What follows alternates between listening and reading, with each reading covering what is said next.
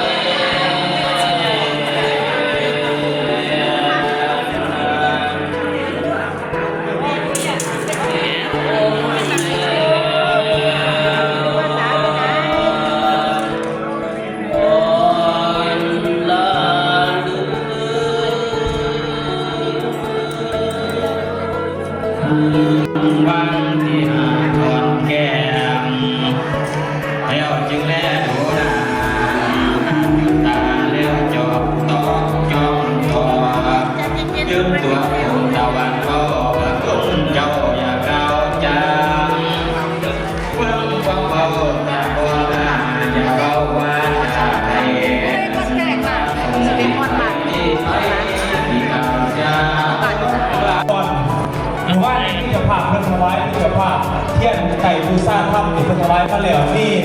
ของตัวโยมพอพุทธสวัสดิ์เรื่องเรื่องสวัสดิ์พิษณุกันเพื่อนถวายเทียนบูชากันเองจำนวนสามเนี่ยคือสามตลาดเนาะ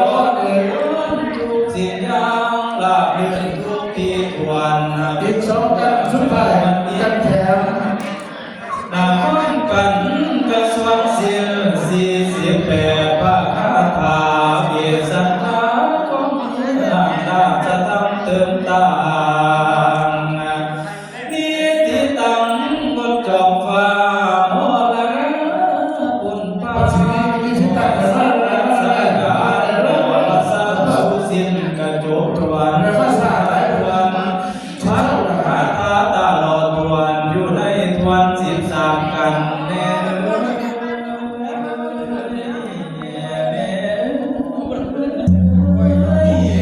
พันนาโคสุปการภาษาสีองค์โมเดียนพระจอมฟ้าพระสัทธาประเทศโปรดสาธุตัดประกาศสิ้นประสูงเรื่องก่อนการพิขาวเวดูก่อนท่านพ้นโมภิกขุสงฆ์ไม่ที่เสด็จมาไปที่ไทยภาษาเดียวนี้กุมสงสัยสิบปี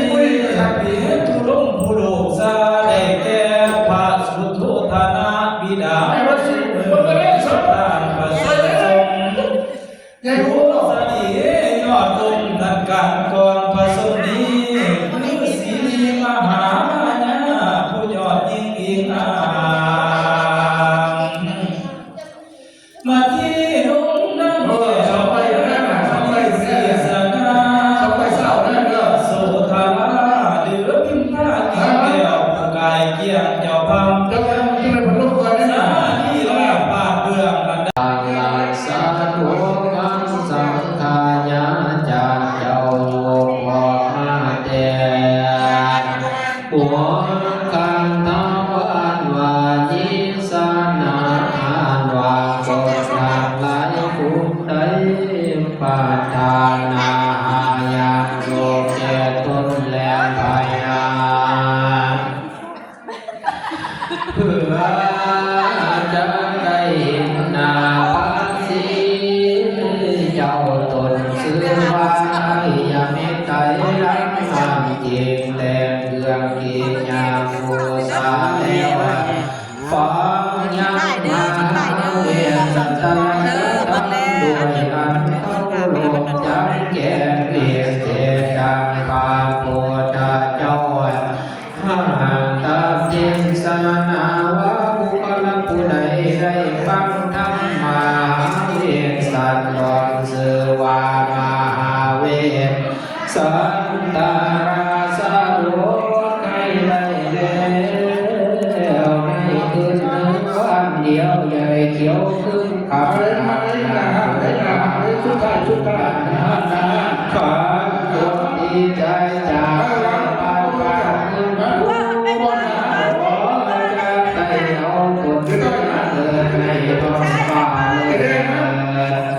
ที่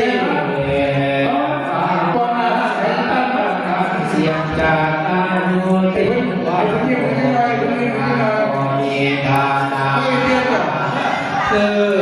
ยังโควัตถุอันใดตนก็อยู่ยิสุอันเสียวเสียงเป็นคนยิ่งกว่าคนทั้งหลายนั่นแหละนายิกิจิสานาอานว่าคนทั้งหลายผู้ใดได้บูชาธรรมมหาเวียนสันตะ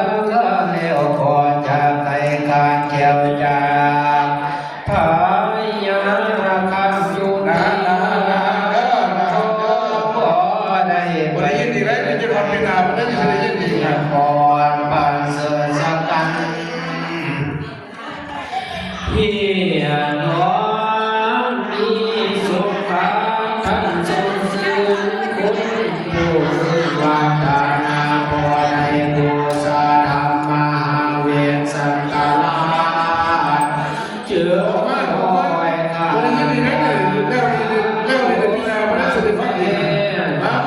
อีสานว่าต้องใช้มาจากผู้ใดได้บูชาการใช้จะมาลงบูชาจิตเก็บผ่านการทำก็ดีแต่บูชาเอากันมาการมาให้เสียรี14มี40ผ่านการทำก็ดีย้อนจากมียวนสักบริบาลบริวารพอให้พออื่นข้ายิ่งข้าสาย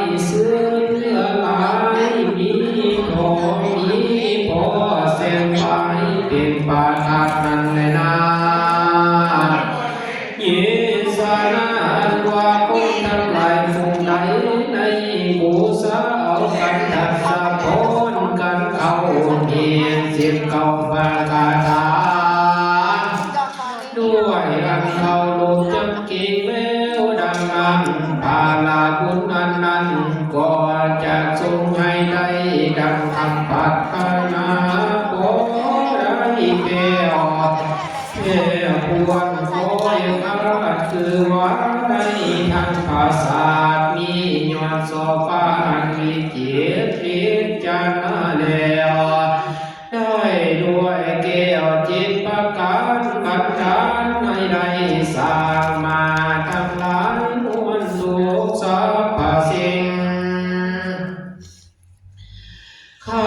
ลาบยิ่งดังทาสาวลาอันคุณ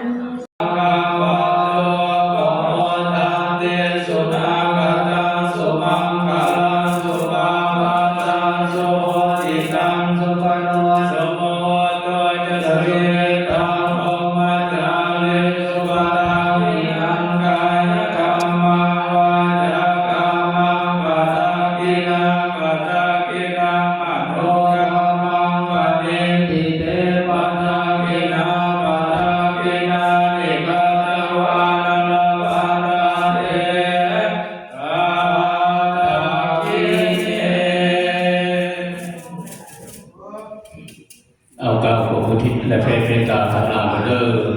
อิทังโนมาตาปิตุนังญาตินังโหตุสุขิตาโหตุมาตาปิตาโรยาตาโยอายุวันโนสุขังภาลังสาธุนะโมตัสสะภะคะวะโตอะระหะโตสัมมาสัมพุทธัสสะนะโมตัสสะภะคะวะโตอะระหะโตสัมมาสัมพุทธัสสะนะโมตัสสะภะคะวะโตอะระหะโตสัมมาสัมพุทธัสสะกัจจันตุเทวตาคตาอิตาภุมานาคาสุปนาคานามสลาภคานามอัตโนวิมาเนสัพพะสุธีภาวันตุโนสา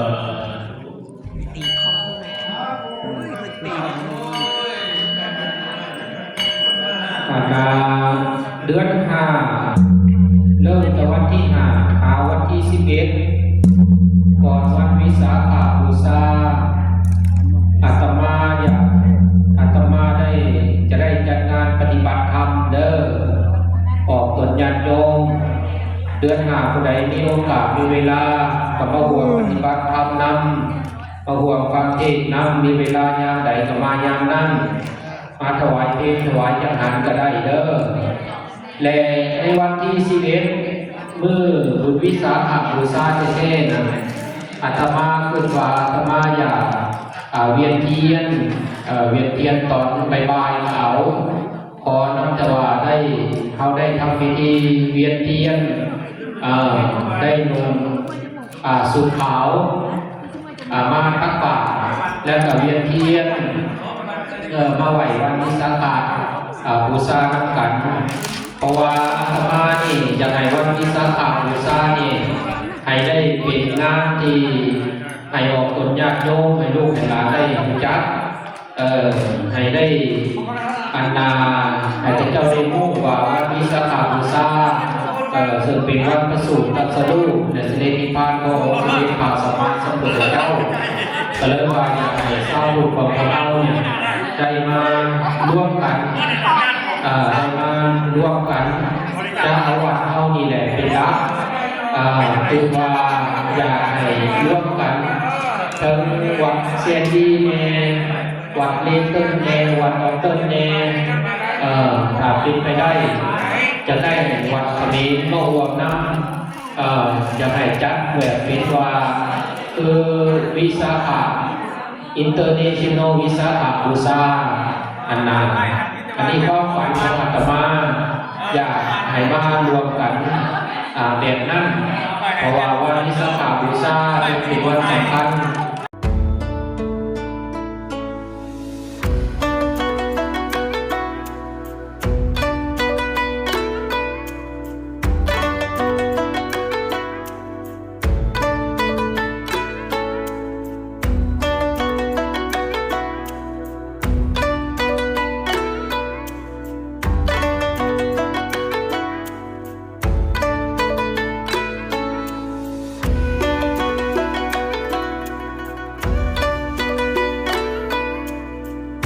Thanks for watching. Don't forget to smash the like of this video and share.